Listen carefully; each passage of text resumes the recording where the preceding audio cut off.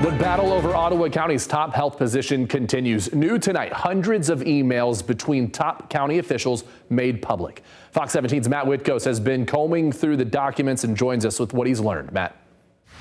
We're seeing the emails interactions between Health Officer Adeline Hamley, the County Administrator, John Gibbs, and finance employees. There are well over 500 pages between them and how to move forward with the public health's budget, found that propose significant cuts to funding. Critical piece of the story here is all the email traffic that the public hasn't been able to see. Adeline Hamley's attorney, Sarah Howard, releasing emails of her client's discussion around Ottawa County's fiscal year 2024 budget. My client fully participated in that, explained all of the aspects of programming and state mandated budgeting and Title X grant funding for the family planning clinic, and then had this budget ambush in August. The emails go as far back as May, but the majority of them pick up after August 16th.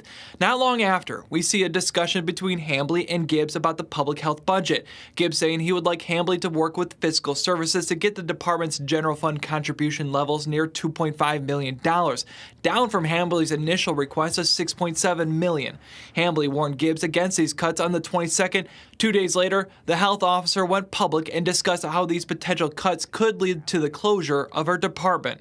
Still tried to work with these commissioners and, really tried to work with Chairman Moss and Administrator Gibbs, who were, it appears, the only two really working on this topic, and was cut out of the process pretty quickly when she would not do exactly what they wanted to do and told them what the consequences were. On August 25th, Gibbs sent an email to the Fiscal Services Director to draft the public health budget.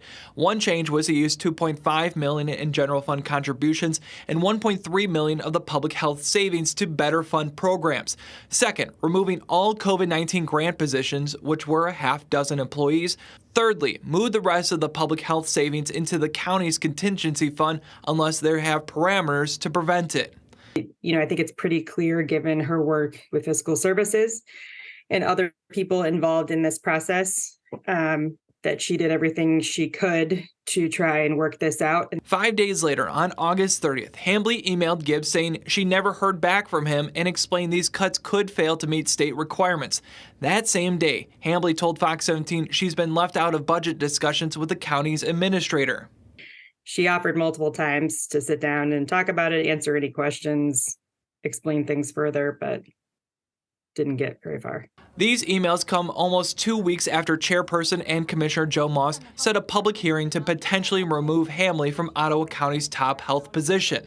I think they've wanted her out since day one, which is what they did on day one. But they're saying that the issue that they have is that she went public, but she has every right under the law to talk to the public about these issues. We did reach out to the commissioners and county's attorneys, but haven't heard back. Head to fox17online.com if you would like to see more about what else was said in Hamley's emails. Reporting in studio, I'm Matt Whitkos, Fox 17 News.